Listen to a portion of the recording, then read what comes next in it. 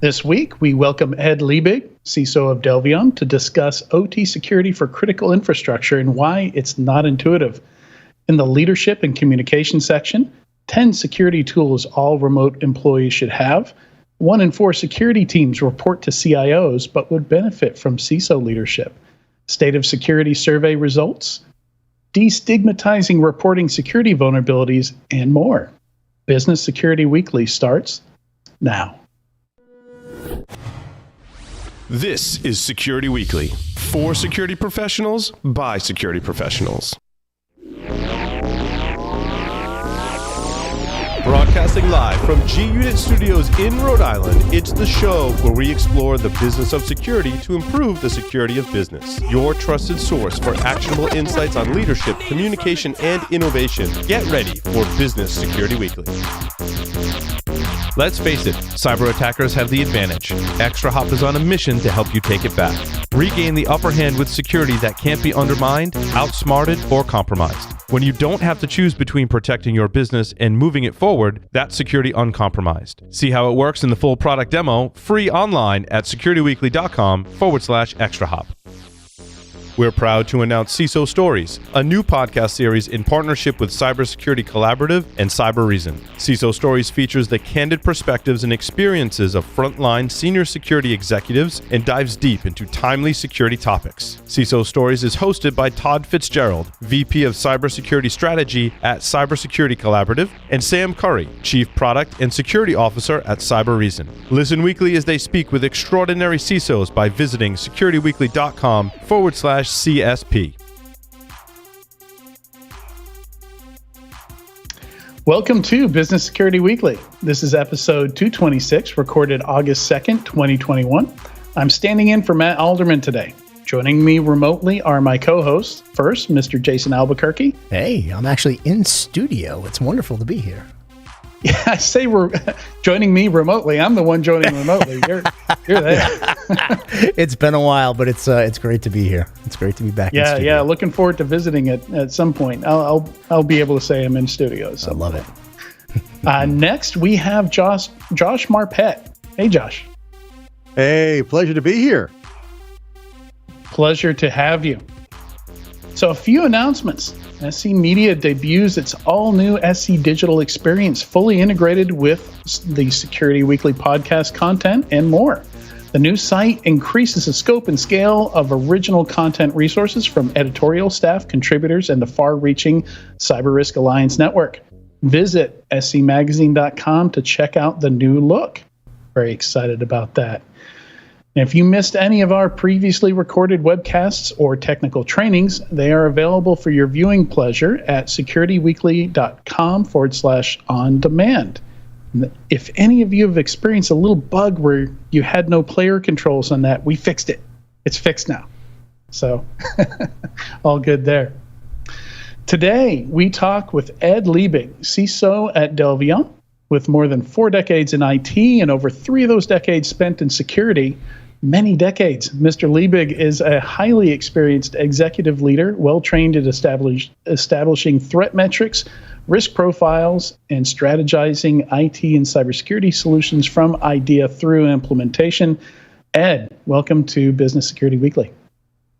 Thank you very much. It's a pleasure to be here. And it's wonderful to have you. So the topic for today, OT security for critical infrastructure and why it's not intuitive. You know, the premise here is that the general public and the lawmakers are like, make this go away already. Like, just get it fixed. Just go get it done. And I get the feeling it's not really going to be that simple. Yeah, it's really not. When you look at it, even within the same company, you'll have challenges that differ between locations. They might be producing the same material, but with a different array of equipment, a different array of topologies, and a different risk factor. So it's not just as simple as applying a patch to a certain device.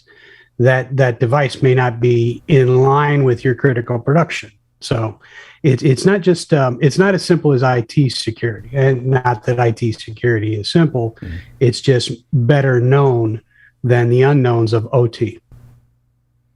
And the Purdue model is not dead, correct? Yeah. Well, so an example in one of my examinations of a chemical facility, they had 3 different plants that produced their prime premium product. That was the lion's share of the revenue. But those plants were acquired via mergers and acquisitions. So they were existing facilities that were retooled to produce this product. In that, they had differing technologies, differing safety safety systems, different. They were just different. So if you tried to map the critical process and then follow that critical process through to risk rank the equipment, it was different assets throughout the process. So each plant had a different risk profile for different assets, which meant that it wasn't just managing from a central location and edicting policies or frameworks. It was, you really had to take a plant by plant and really almost asset by asset risk assessment of the consequences of those assets becoming unusable or compromised. Yeah, I was actually going to say that, Ed. It's almost like you have to take a process by process examination of what's going on, because depending on the facility, depending on what line they're on, depending on what they're producing, it could have a different business impact, right? And ultimately, we don't want to have a business impact when when we're doing these updates or putting security controls in place. So I would also assume that age of equipment is also a big deal, right? I've dealt with a lot of utility organizations, a lot of manufacturing firms, and they spend $500,000, $750,000 on a piece of equipment. And they want that thing to last 30 years, right? I mean, they want that 30 years, yeah, even more, yeah, even more in some instances, right? I mean, it's one of those scenarios where they're trying to stretch out their dollar and their investment, and now you're dealing with 30-year-old technology, 40-year-old technologies in many instances. Yeah, you've got. Oh, sorry. Go ahead. Go ahead, Ed. No, go ahead, Ed. It's okay. Well, I was going to say that one of the interesting findings that we had was if you look at the control loops, the current control loop in a plant environment is just a closed system of systems that does a function. So we were looking at one of the control loops, and I said, "What's this control loop?" And they said, "Well, it's the pallets come down, and it's a stretch wrap machine that wraps up the pallets, and they roll down the line and they go to shipping." And I said, "Okay, well, so if this control loop was compromised, what's the backup?" And they said, "Well, we can just send some guys out there with some shrink wrap, and they'd wrap the pallets." And I said, "Okay, at what volume?" And then we started thinking through that. If that machine went down, production would back up. They would run out of room. They couldn't stage the pallets. They couldn't wrap them fast enough. Therefore, it became a critical control loop because that would eventually stop production. So those are the things you have to think through in looking at these controllers to see the downstream effects or the residual effect of their inability to do their job. You're mentioning the downstream effects and the residual effect and classifying a process, a sub-process. You said control loop of control loop. So let's call it a sub-process or a module as mission critical or critical. And it's fascinating that in OT and in IT, we're learning that even in IT, which, as you said, it's a little more mature or a little more well-known, mission criticality. How many years did we say, oh, that system is mission critical without ever looking at the dependencies, without ever looking at the supporting systems, ever looking at the systems that if that went down, the system you've deemed mission critical will go down because it just doesn't have the space to stack the pallets or whatever. So it's interesting that the same concepts are really coming out in both places. Yeah, that's something that we've learned the hard way, I think. And if you look at assessing your risk of some of the recent ransomware attacks, I think that it's a pretty easy business no-brainer to say pay the ransom when it only equates to a little bit of revenue stream off of downtime. But then if you look at the residual effect of maybe discontinuing the ability for the general public to function in their livelihood, that's a bigger risk than the money at that point. Well, and societally, in a larger perspective, in the big picture view, paying the ransom is a bad idea. Once you pay the Dane his geld, he'll never stop coming back. And I forget what that's from, Hamlet or something. I have a horrible habit of remembering the sayings without remembering them properly or where they're from, so forgive me. But you've got a very good point there. You could pay, oh, look, it's an hour's worth of production. What do we care? Just pay it and get on our way. But on the other hand, are you then paying ransom instead of doing proper backups and proper restoration testing and proper tabletops and so on and so forth? And by doing so, are you hurting your own customers, who could be individuals or smaller businesses? So your point about the societal good or the societal ill that comes about by paying it, well said. Well, I think I've preached for years about good cyber citizenship and how we need to protect colleagues in our business, the general public, the mom and pops of the world that are just trying to check their internet. They're too should be part of our view, because if we become a launch pad for attack, or if we allow our servers to be a spam farm that starts sending out spam, that's not being a good cyber citizen. Information sharing is key and critical in our business. Nobody's a competitor in the security space. I don't care if they directly sell a product that's going to beat me to market and make better profits. When it comes to security, as a good cyber citizen, I feel obligated to make sure they have the information I have from a security perspective. Yeah. I mean, if only we can get everybody to agree on that. Yeah. But yeah, jumping back to, we've kind of hinted at it with some of our comments here, and I think most of our listeners would be aware of the vast differences, the gulf that exists between IT and OT and how they function. But in your experience with the folks that you're working with, are you starting to see that gap being bridged? Are we starting to see business structure where there's common structure upstream from both IT and OT? And if so, what are some of the challenges you're starting to see in joining those? Are they are they getting along? Are they saying stay out of my business? How's that going? Well, even as recent as this past decade, we saw that the mantra was air gap the systems. IT, OT never touch. Well, that became one of these tongue-in-cheek running jokes as people started integrating remote work capabilities, remote monitoring, and remote operations techniques. So I think that there's been an embracing of the need for central oversight, if nothing else. Years ago, I recommended doing a cloud-based operations center to administer operations oversight for security for many plants. It was ill received at the time. It was too soon. They were still of the mantra, we need to air gap. We can't do that. That's just entering too much complexity, too much risk. We've seen the business drive complexity and risk into this anyway.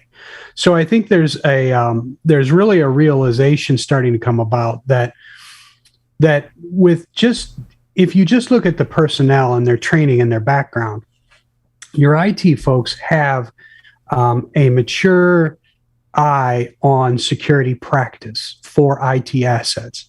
When it comes to the OT side, you have engineers in electrical engineers, chemical engineers, hydro, whatever type engineer that is working that plant actually needs to own those systems because they need to know intimately what that system does. So if there's a boiler, for instance, the chemical engineer needs to know what's the temperature that the boiler needs to be at. When does it need to be there? When does it need to fall? When does it need to rise? All of the intimate details of what that system does. In their training, they didn't really get a lot of cybersecurity. They're starting to. The universities are starting to pepper in cybersecurity in all of the engineering programs, but it's still very minuscule. It doesn't go in-depth process like the IT people have been focusing on. So that collaboration between the two is very, very helpful when it comes to attack scenarios, because if you look at the metrics, most of the attacks attacks vectors are internet-based and coming in most of the times right now through the IT systems. Now, I really feel that as the wireless field IOs and the Internet of Things start really proliferating, we're going to see more attacks coming directly to the controllers. But for now, they're coming in and crossing over. They're coming in on the IT side and then doing east-west and lateral movement and all the buzzwords to get to their target systems. The other piece of this that's convoluting or making more complex the cybersecurity landscape is that between IT and OT, because there's been a separation of ownership, there's not really a good, clear path that's mapped out that says in IT, here's my path to the OT environment. So the ingress and egress points in a lot of cases are less known than they should be to really defend against an attack. So I'm seeing some collaboration between products. We've got Dragos, fabulous firm, is on the scene in the OT environment. Nazumi Networks is also in there. They're collaborating with the likes of CrowdStrike and Tanium and some of the IT and EDR vendors. So you're getting that dashboard of vision that crosses between IT and OT.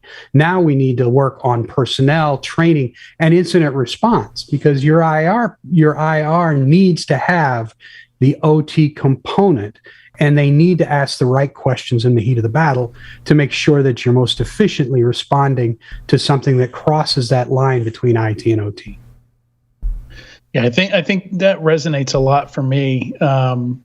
Where in a lot of the consulting I've done, I've noticed people are figuring out things for the first time, network architecture, how things are connected, even how teams are set up during the incident. Which is not the time you want to be figuring that stuff out and realizing your network maps are not correct and your architectural diagrams. Yeah, like it doesn't help if you air gap from a system from the IT side of the house if it still has a connection outside. Like modems still exist in the OT space, right? For manufacturers to connect in, and maybe the password there is still system, same it was in the early 90s, Yeah. Who knows? You got to look for that kind of stuff. That's right. It's interesting. I used to work a lot with casinos when I did video surveillance. And in the gaming commission laws for forever, you weren't allowed, everything was air-gapped. You weren't allowed to hook up these systems, the surveillance systems, to the internet, not even for a troubleshooting session or whatever. I guarantee you, I swear to you, in every casino around the country, okay, I don't know about other countries, but in this country, there is always a cable that is sitting like behind something that if you go, hey, I need to see that, I wish I could remote in, they'd be like, oh, hang on, I'll hook it up. And they hook it up, plug click, it in. And they know exactly which port to plug it into, and the cable's already sitting there, and it's like, it's not a big deal. So same idea. I mean, it's we think we have rules and regulations. People will always figure out a way to game the system. People will always figure out a way to shadow IT the heck out of you, Well, that's absolutely part of the internal threat. I had an argument with one of my colleagues. He said, "Well, what's the biggest threat to the enterprise?" And I said, "Well, it's still internal." And he said, "Well, no, because of this report, it says all the attacks are coming from nation states this year, and it's been 90% outside influence." And I said, "No, the threat is your individuals and the oops and the circumventing the system and all the things that happens, the shenanigans behind the scenes. And without that visibility across IT and OT, I don't think that you'll find those missing oops like you should."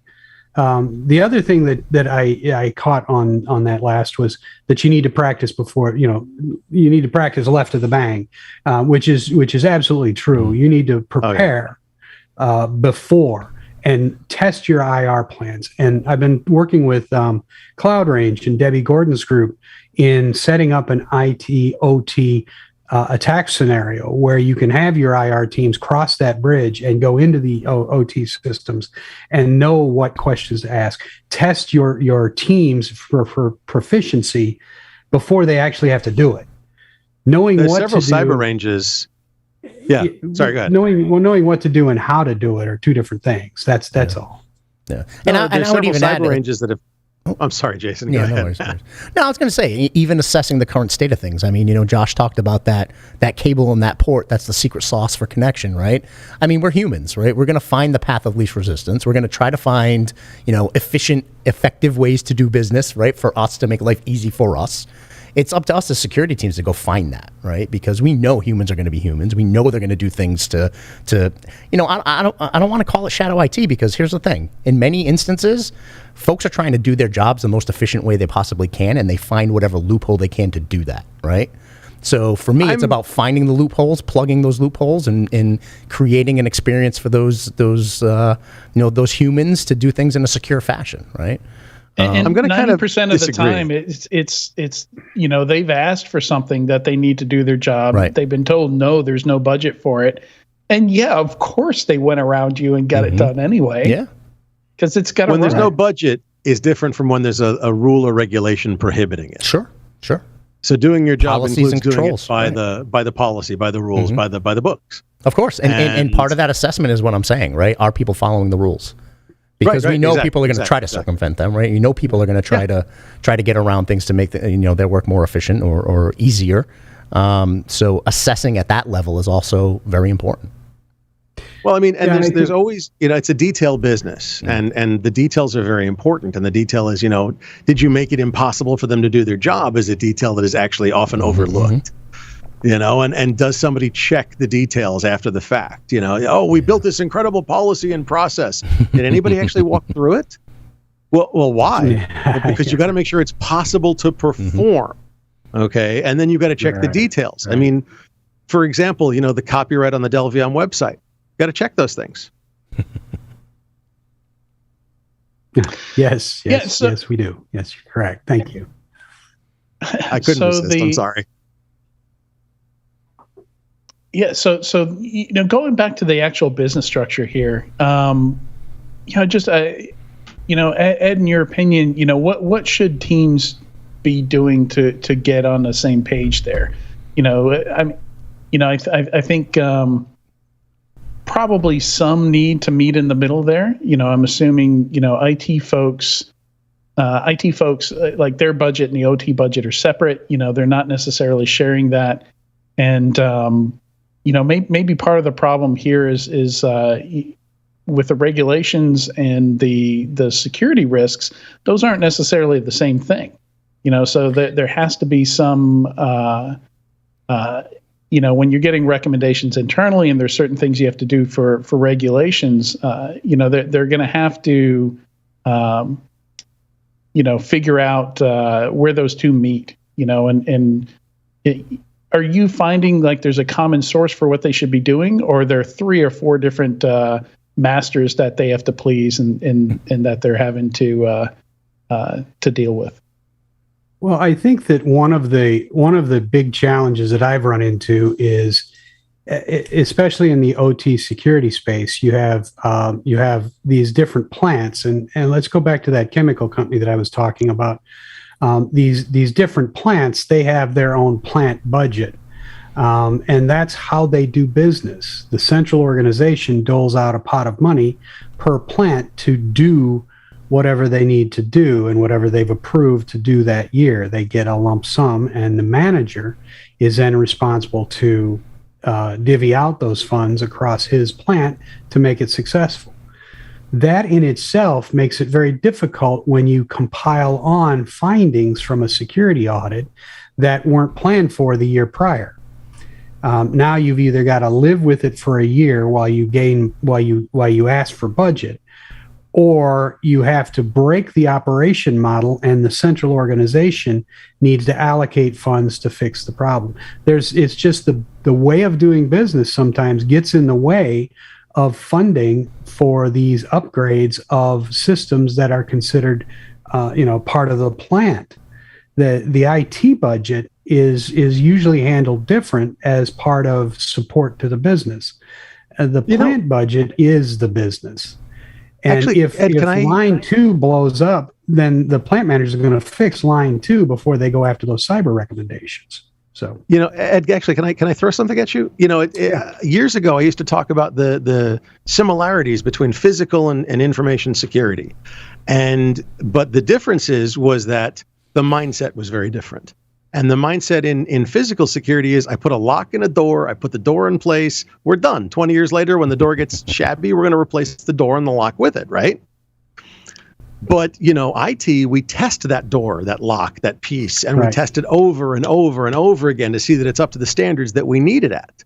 So it's interesting that OT seems to have more of a physical security mentality. Am I way off base here? What do you think? No, you're absolutely right. It's a set it and forget it, because when we go back to those control loops, it's a piece of gear. It's a machine that does the same task over and over and over again. And once it's working, leave it alone. And that's why you find a lot of these legacy systems running on Windows 98, because it's critical to that control loop. You have to keep it up and running. I don't care if it's a security problem. Work around it.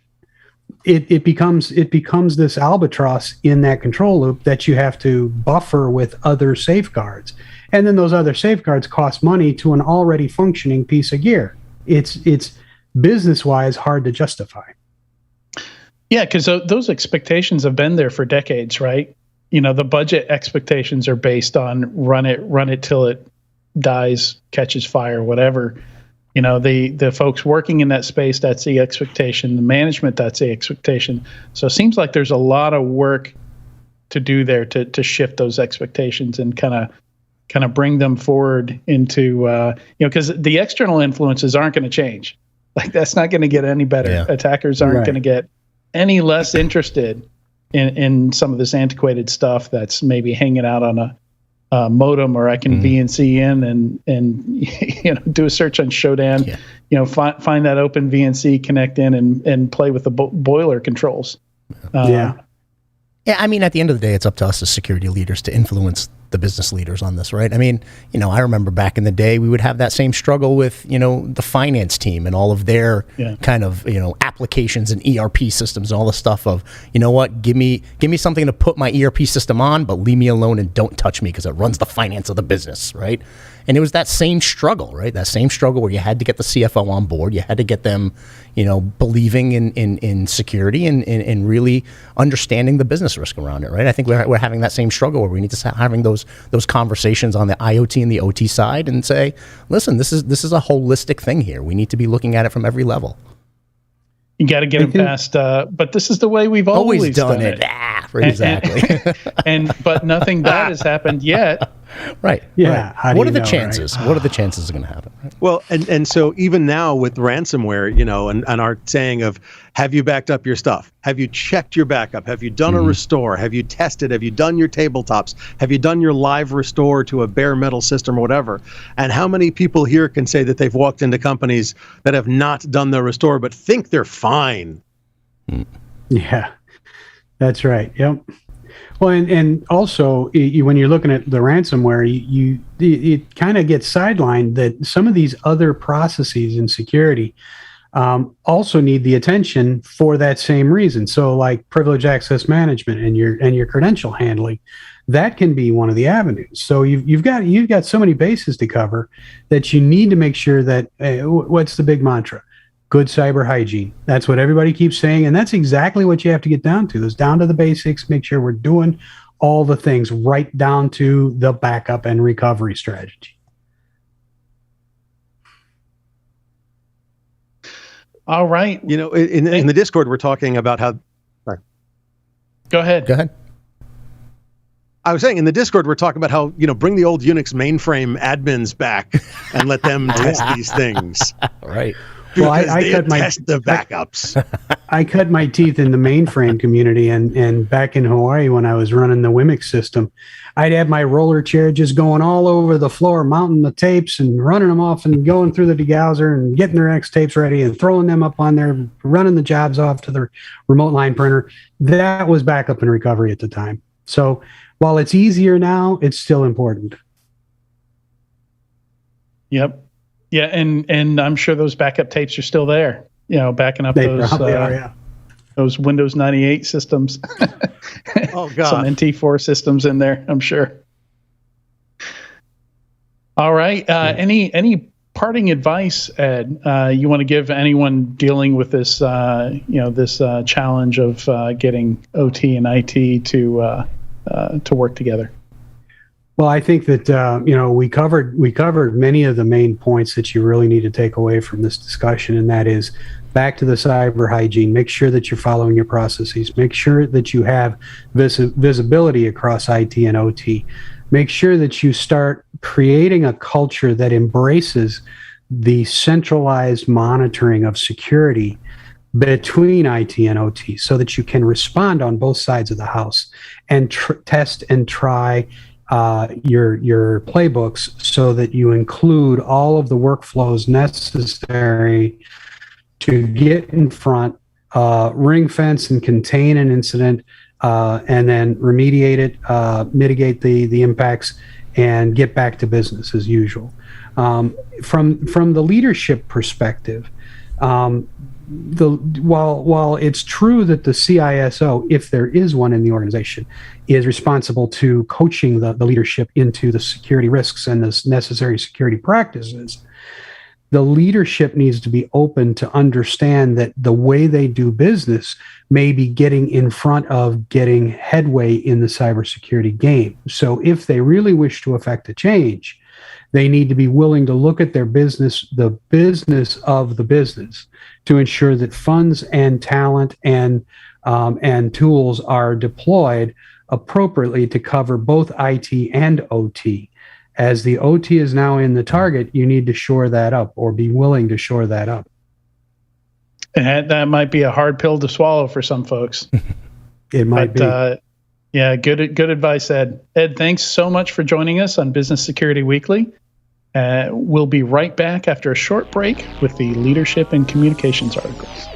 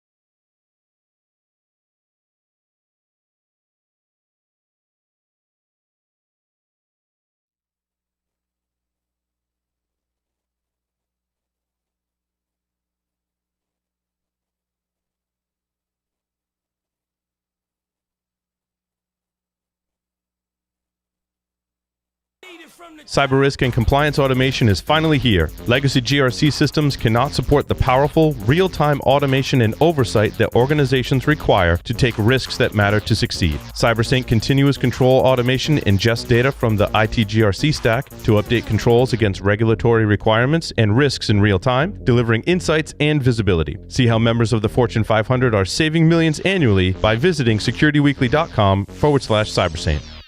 Cybercriminals are using social engineering loaded with urgency and fear to successfully prey on victims, your employees, or your customers. Protect your Office 365 email from today's most sophisticated attacks with Barracuda Email Threat Scanner. It's a free tool to help protect your business from these hard-to-detect attacks. The Barracuda Email Threat Scanner uses artificial intelligence to hunt and eliminate Office 365 email threats. Find the cybersecurity threats hiding in your Office 365 email right now. Get your free email threat scan at securityweekly.com/Barracuda.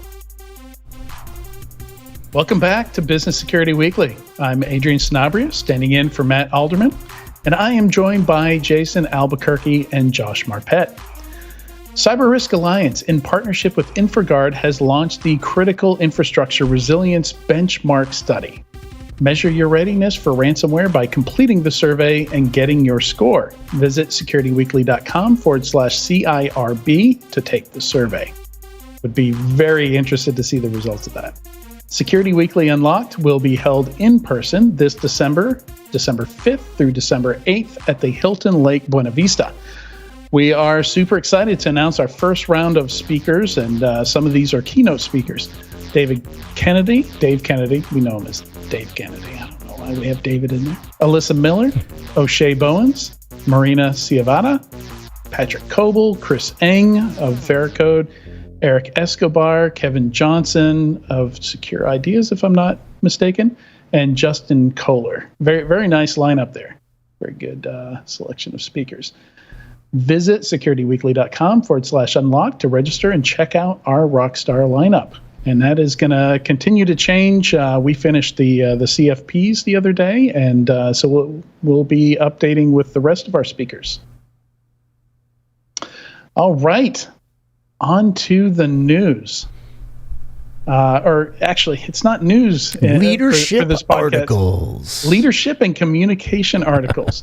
Now, as I was mentioning during the break to the folks here, Matt does this really slick job of usually connecting all these articles in some way. I wasn't quite as good at doing that. You know, there's definitely some that are interrelated, but some aren't. So you have to forgive me for that. Matt will be back next week. Don't hate me. So the first one here I thought was interesting because it's it's one of these listicle articles, 10 security tools all remote employees should have. And I found it interesting. I'm not sure if they were just struggling to find something to fill out the 10 there, but it seems like it's a mix between personal stuff. Like it was kind of weird seeing digital wallets as number 2 on there. Yeah. Okay. But certainly, like they're speaking from an enterprise perspective here. And the more I thought about it, the more I thought, you know what? That's actually kind of appropriate because those lines are all blurred now, and why shouldn't your day job help train you on how to keep your own stuff safe? 100%, and that's something that that I've made sure within the culture of organizations that I'm at. A lot of the cybersecurity awareness trainings and communications and things of that nature, many times were on a more personal level, because my thought process was, if folks are going to be cognizant at home, right, and really start looking at cyber hygiene and cybersecurity best practices and securing their home life, that's gonna bleed into the job, right? That's gonna bleed into their day to day. So why not, have that kind of bleed over into personal life? Why not? Absolutely. I mean, we're helping our employees no matter what, right? We're giving them good techniques and tools to use. And if any of that best practice bleeds into work life, good on us. Yeah, exactly. Because, we talk about training employees, and it really doesn't make sense to, draw a cutoff between work stuff and home stuff anymore. It's just too interconnected. Like we're going to put the MFA app on their phone, and we want them to look at their email on their phone, but we're just going to ignore the rest of the phone. Right. It doesn't make sense. Yeah, just good cybersecurity practices apply to everything. 100%. And again, I think giving folks the tools that they can use in their personal life will only help in the business world. I have a horrible joke about cybersecurity applies to everything. A friend of mine on Facebook made a joke, basically the jokes of yesteryear about, sex and cybersecurity. It was something about wetware and 2FA. Anyway.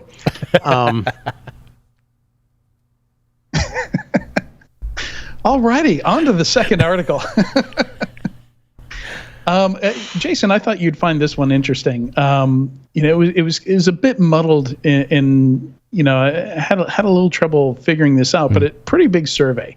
I mean, it's not common that we see, thousands of respondents in surveys, and we've got 2 of those that we're going to be talking about today. And this one, over 3,000 respondents to it, and I think it was interesting, just basically talking about where the CISO lies in the organization, or whether or not there's even a CISO. It sounds like in some cases they're talking about security teams without a security leader reporting directly to the CIO.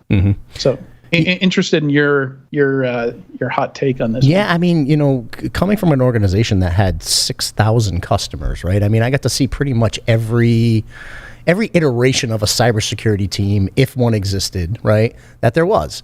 I've seen, no CISO at all in security underneath the IT team, right, really managing more of the infrastructure type cybersecurity. I've seen, directors report up to legal teams and not have a CISO. I've seen CISOs report to chief risk officers. And then I've seen, CISOs report to directly to a CEO. So, I mean, I've seen every iteration. I will say, the security leader reporting directly to the CEO is one that you don't see a lot of. I'm starting to see more and more risk officers reporting up to CEOs than a CISO. I think I've said on this show before, if you're a security leader, start learning and practicing business risk management and risk management in general, or you end up reporting to one, right? 100%, because right now it is all about risk management, right? I mean, that's at the C-suite, that's what we're talking about. We're talking about risk management, business risk management, and cybersecurity fits into that, along with many other domains in business risk management. So, I would say that's my advice, is start looking toward becoming more of that risk manager versus the technical CISO, right? Yeah, definitely. Well, there have been studies done about organizational structure. And weirdly enough, if I remember correctly, the CISOs that reported up to CFOs actually were more effective than almost any other configuration.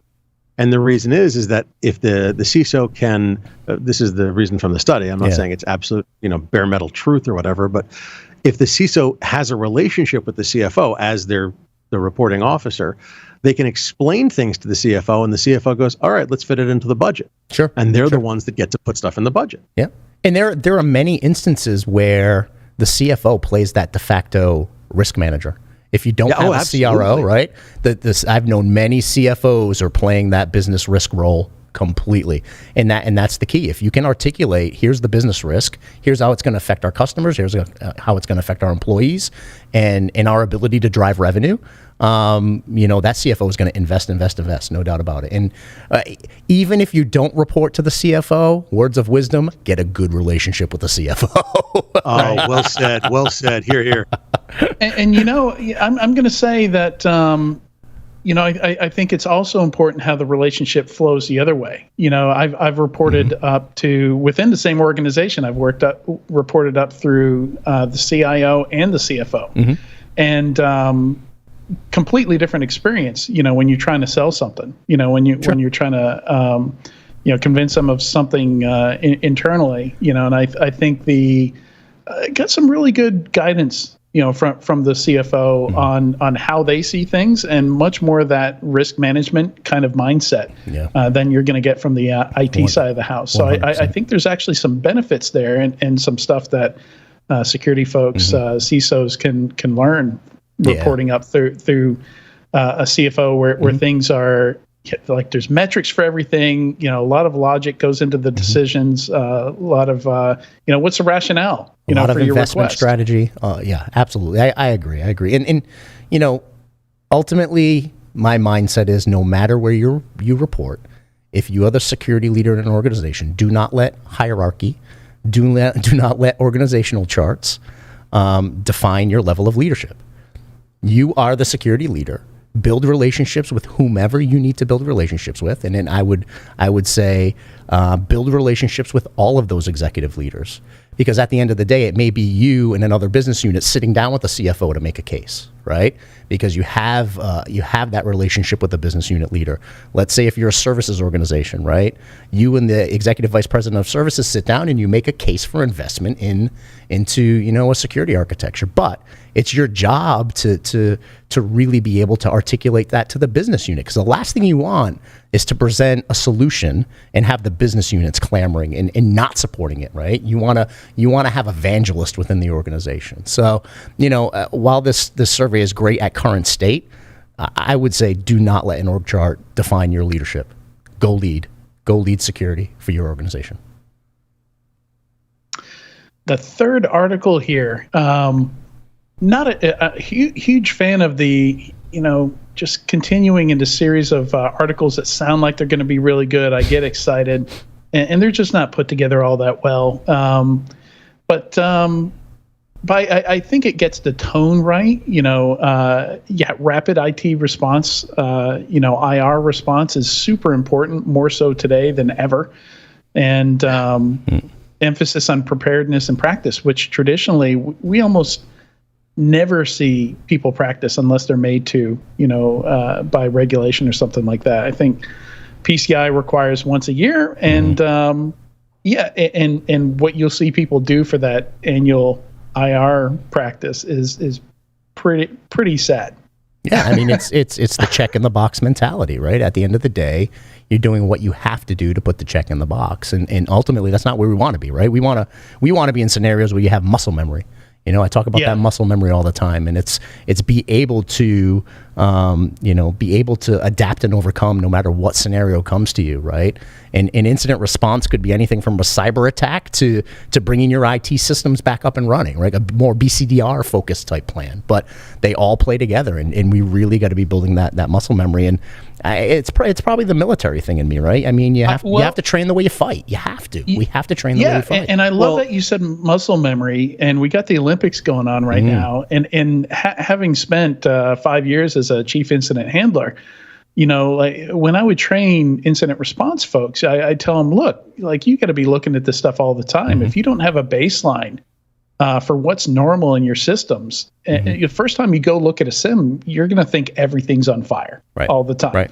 Like there's ridiculous misconfigurations in there, errors, all kinds of stuff that looks shady.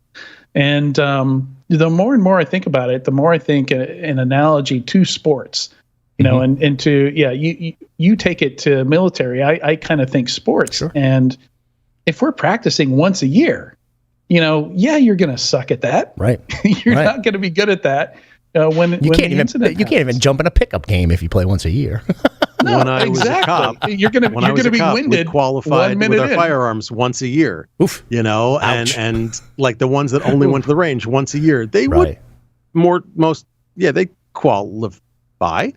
But the ones of us that were there, like, I get free ammo.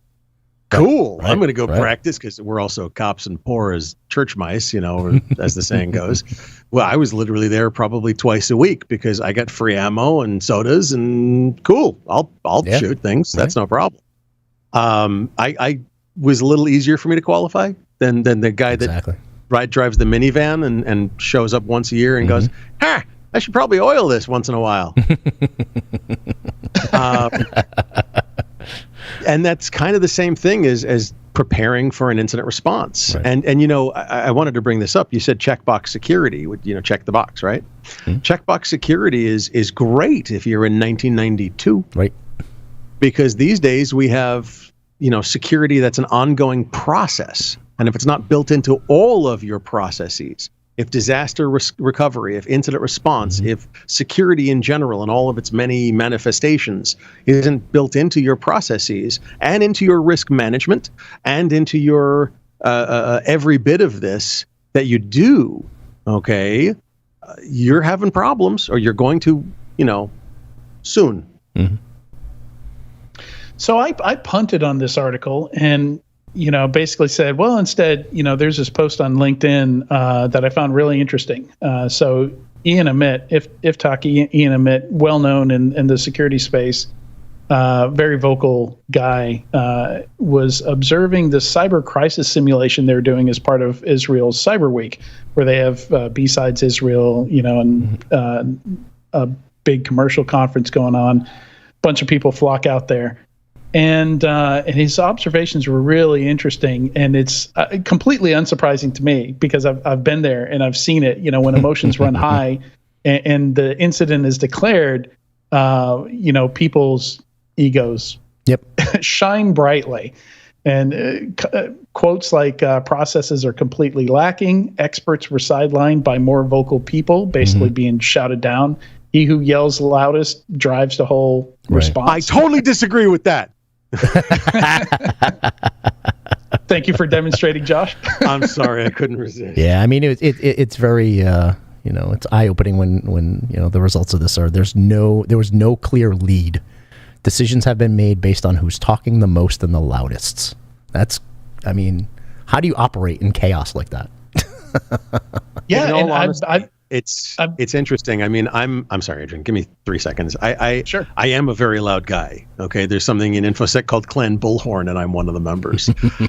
And what I learned, and I had to learn this, was that occasionally I need to shut up and sit down and listen, and I need to do it more than occasionally. And I'm actually getting better at it. But it's, as I interrupted Adrian to say this, so that really just hit me. That's funny. But as loud as you are, or as loud as you can be, you need to shut up, sit down, and listen. And sometimes there's times you have to stand up and yell. But wisdom is knowing which is which. Yeah. And ultimately, if we're training the way we fight, it's well defined who the lead is. It's well defined whose role does what. It's well defined what person is communicating, right? It's either going to be, or you're going to know who the problem is. Right. Exactly. And you'll be able to manage that problem, when the thing actually happens. But I've been in situations where two people tried to run the incident at the same time, and it's why in your incident response plan, you very clearly lay out responsibilities, who's going to do what. I've been in cases where none of us could get our queries to finish in the SIM, because like 3 of us were all running the same big query at the same time. And the system was having to split resources between us idiots, all had the same thought at the same time. It was a good thought, but, we weren't communicating well. Right. So we didn't communicate the fact that we're all trying to investigate the same thing at the same time. Mm-hmm. Yeah, no, I've mentioned it before, and one of the things I think during my early career that benefited me was dealing with emergency management organizations in the public sector. Right, their emergency response is to the T. Right, if you're dealing with the National Guard and you're dealing with the state, and they're in FEMA and they're in an emergency response type activity, that diligence in that type of response process that really helped me in IR and helping define it, right? So it's one of those things that you kind of take some skills from the past and bring them to your new life. That helped me a lot. If you look at some of those emergency management protocols, they fit in well. Yeah, I'm totally impressed. When I went to get vaccinated, the National Guard was running it, and that was my first experience with them. And we didn't even have to get out of our cars. We just rolled down the window, rolled up our sleeve, and I was in and out of there in I swear 90 seconds when I did one of them. It was insane. So a lot of respect there for how well they can run stuff. And we don't necessarily need to get to that level in every organization, but certainly better than where we are. Mm-hmm. So speaking about how we're doing with stuff, I thought this State of Cybersecurity in 2021 survey, they surveyed over 2,700 people, basically like where are we now that we're getting hit so hard with ransomware and other supply chain threats and other stuff, and like, how are we going to fix this? How are we going to do better? And I was less than impressed with the results. Basically, TLDR, what we're doing now, but more, was kind of the response that came out of the survey. Which to me isn't that defining insanity? Totally. Yeah. Yeah. I mean, the problem is it's an arms race. Everything we do gets countered by the opposing force. So we should just do more of it, because really it's hard to think of what's the next revolution. Yeah. I mean, and nobody really wants to be first. I'm not saying nobody needs more products or needs to buy more things to round out their product portfolio, but I am going to say you should probably also spend some time on process and practice, like we were saying earlier. Like, to me, when I analyze, when I do postmortems on breaches, every single time, 90% plus are process failures, process and people failures, the kind of stuff that you solve by making sure things are configured correctly, making sure people know what their job is and what to do and how to do it. Yeah. Yeah, and I would also say, I mean, we've talked about this before, Adrian, is the adoption of the technologies is a struggle these days too, right? Because you can go out there and buy whatever Magic Quadrant, best of breed, whatever, and slap it in your network and have 50 of those, right? But when you're not adopting the technology, what good does it do, right? So we've had the conversations of, we're probably better off getting platforms that integrate better. Maybe it's an ecosystem of products, right, that allow you to give you the context, allow the employees and the staff to adopt it at the highest levels possible, and really get value out of these tools, right? 60 security tools within your organization that are all siloed and don't talk to each other do us no good. They create noise. Huge overhead. They create a lot of work, and they create a lot of data for our folks to manage, right? And managing 20% of those platforms, it brings no value. So, it's process, it's procedure, it's policies, and it's leveraging the tools you have or getting better tools that better integrate. You mean an ounce of prevention is worth a pound of cure? What an idea. Yeah. And I've seen organizations where, one of the security leaders just has this tight relationship with their reseller, or a vendor or something like that, and it's almost a social thing. Like, they really want to bring on the product, they get a good relationship with them. Maybe they even invested in the company. But they're not thinking about, like, who are they going to sideline to get this thing up and running, and to maintain it, and what are they doing right now that you're going to sideline to do that? Are you willing to hire more people to bring on this, this tool? Maybe you got the budget for the tool, but not for the people to run it. Like, right. I just, I just picture a warehouse full of Lamborghinis when what you really need is a train. You need a train to haul shit, right? But instead you went out and you bought a Maserati, a Lamborghini, and a Ferrari, and you stick it in a warehouse, right? It's not. Yeah. I mean, you get all these nice shiny things that are on the Magic Quadrant, but are they doing any good for you? Are they actually doing what they're meant to be doing for your organization? I needed a train. Hey, nobody gets fired for buying a Lambo. Are we sure about that? Yeah. Hey, damn it! I'm going to stake my curtain. No, just kidding. Oh man, I've got a story that I'm not going to share that just hit very close to home. All right. The warehouse. Well, when we break, you can tell it in private. Yeah.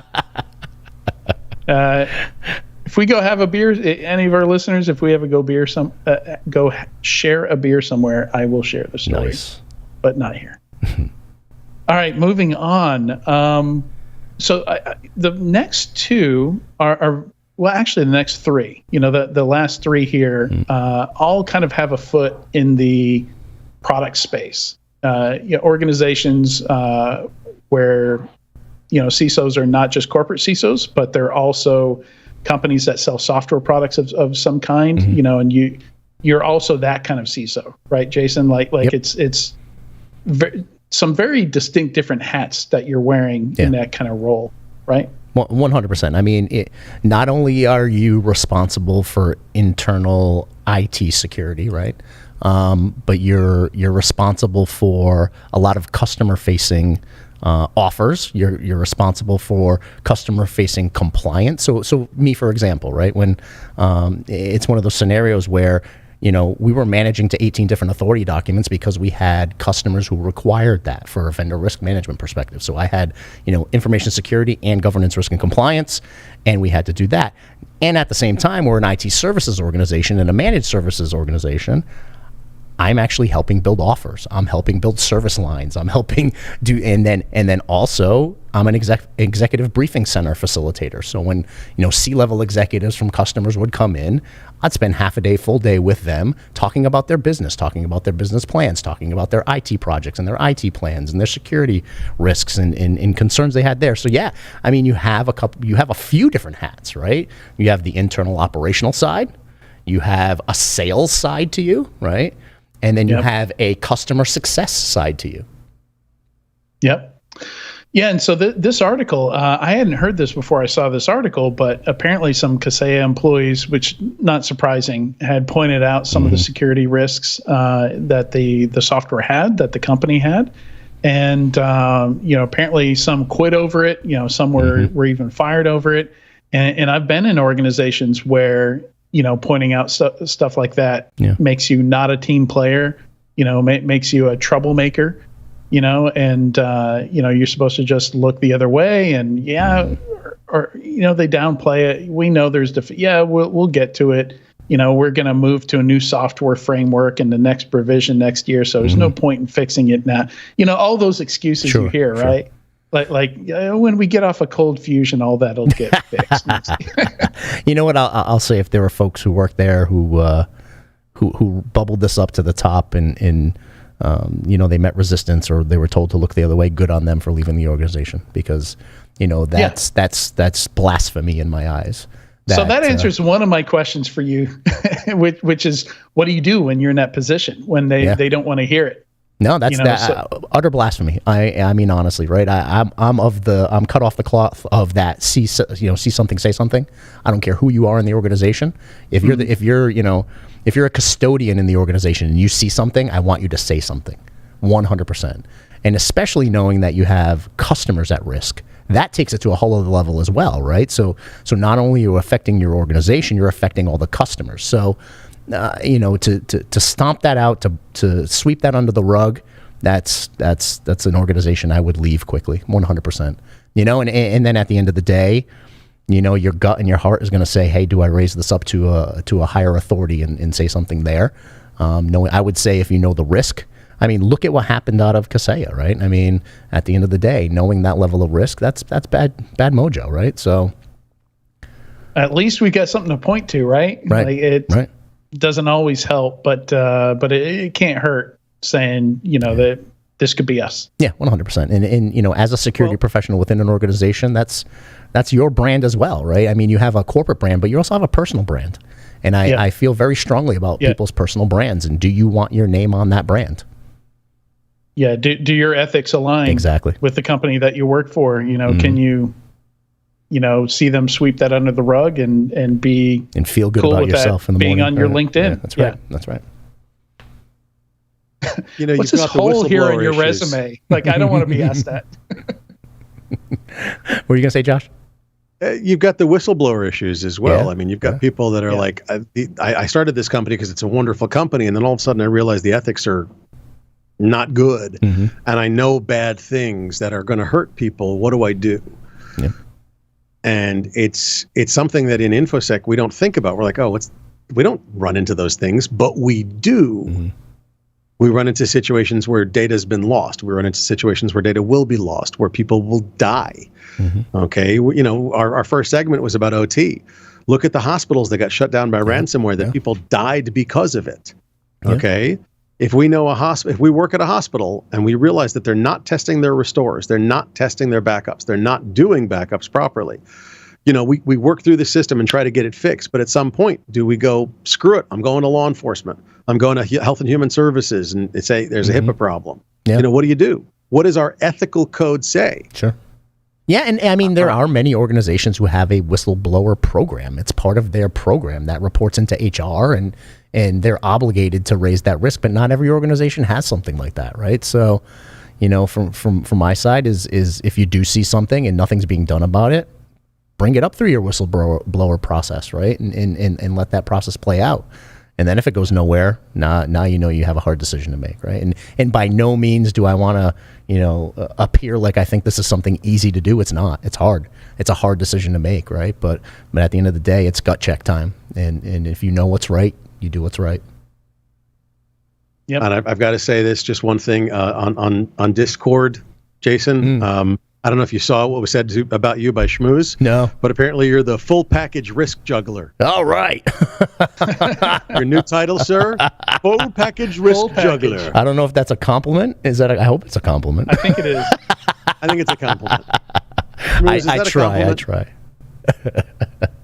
No, well, thank you. If it was a compliment, thank you very much. I appreciate that. And, it's a scenario where I've worked with a lot of very, very large clients. I've worked with some great companies and some great people, and really in my line of business, I found that trust and integrity are the foundation of every relationship you're ever going to have.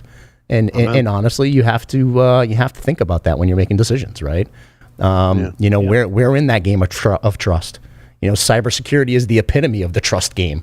And at the end of the day, we can't take integrity and just sweep it under the rug. We can't.